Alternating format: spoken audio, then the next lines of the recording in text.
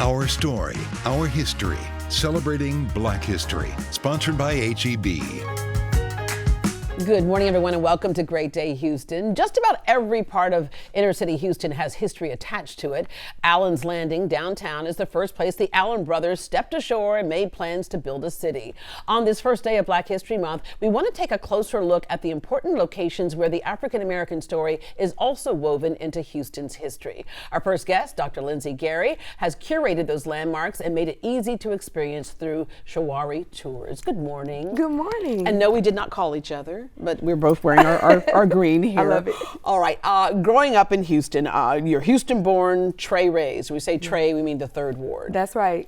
Grew up in Houston, born and raised, was educated here for the most part, and learned a lot about history growing up from my parents and grandparents. Yeah, they felt important to share that for you. For whatever might be missing in school, They felt important to share with you. Exactly. I didn't have to necessarily worry about getting Black history in school, even though I did get some. I was the one teaching the teachers. Oh, wow. Okay. And then you saw even more education. You've been on this show before, yes, but there was one title missing when you were here before. It was not Dr. Lindsay Gary. Right. Now it is. What did you get your PhD in? My PhD is actually in Africology and African American Studies. I didn't know that it was actually a thing. Yes, absolutely. So it's a Black Studies department at Temple University. That's where I got my PhD. Yeah, all right. And the other PhD came from world experience. You've traveled 37 different countries. Yes, I've been traveling internationally, since I was about 10 years old. I've been all over the Americas, Europe, and of course, Africa. Yeah, my earliest memories of life, because my dad was in the military, was Taipei, Taiwan. And the thing that teaches you is the world is bigger than where you are.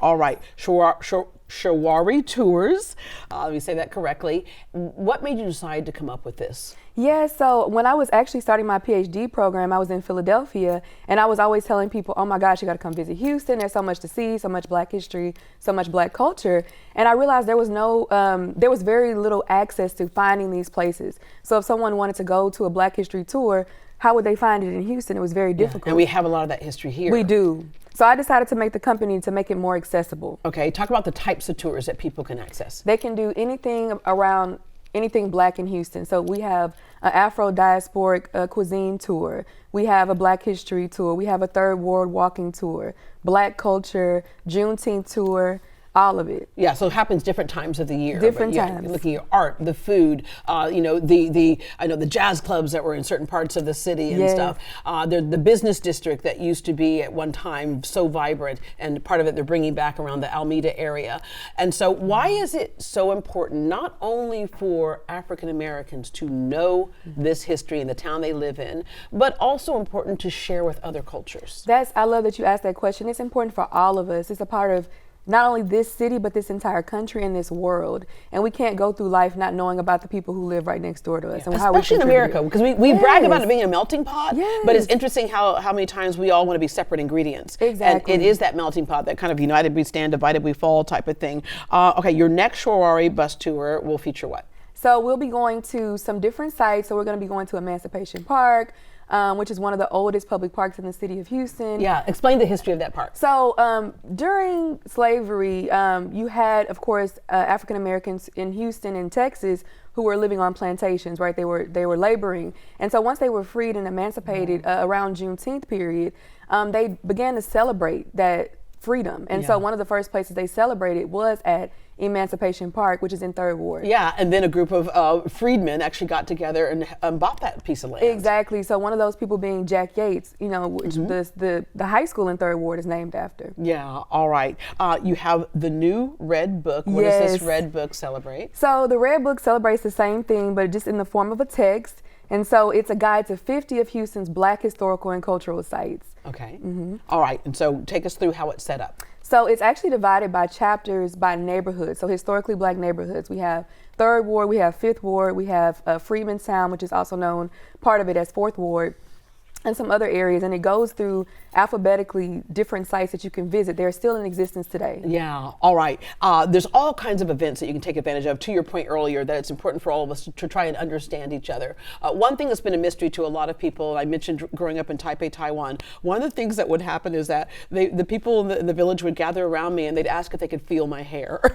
Oh. And I was like, sure, Mommy, what's happening? And I'm like, well, can I feel yours back? Because yours is radically different than mine, Right. too. So black hair and black women in our hair, there's been plays about it, there's been movies about it, Yes. there's been books about it.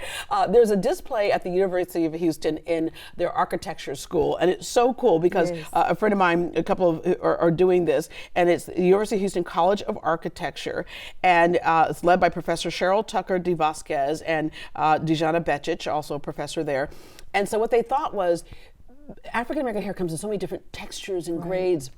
And it really is cool as an architectural view. And I think we have some pictures here of what it will look like in this, well, some of the things that they have as their displays that they have. And you certainly understand the battle with the hair, right? Yeah, and I think black hair is an important testimony to our agency and our culture. So it's important that it's being, put on display like this in University of Houston. Yeah, and so you see there they've had like different colors. There's steel that's whole bit, and there's Dr. Vasquez right there. And then I have certainly been through every battle with hair. Go natural, go straight, battle with the flat iron, deal with humidity, the whole bit. So gone through the whole range, and I think we've seen kind of an epiphany and an evolution of a lot of African American women that we've figured out that you can just wear your hair any way you want to. Exactly. What do you, braid, wig, whatever. Yeah, braid, It's your hair. braid, wig, natural, curly, whatever. Just don't, Yes. just try to do something to it when you roll out of bed. That's what we all need to do. Right? Yeah, or you can put a hair wrap on like me. Oh, see, okay, where'd you get that? I'm getting me some. All right. Thank you so much for celebrating this corner of Houston. And I want to get you back probably around the summertime when a lot of people go have their family reunions and things, because you also have a specialty in genealogy. What made you decide to do that? And what did you find out about your own family? Ooh, so many stories about my own family, but my family has been very instrumental in documenting our own family history. And so my grandparents were like, this is gonna be your job. Yeah. They set me up for it. And so one of my favorite stories is actually I found out an ancestor on my father's side was taken from Mauritius in the Indian Ocean, so the eastern part of Africa, and was enslaved in New Orleans with his mother and sister.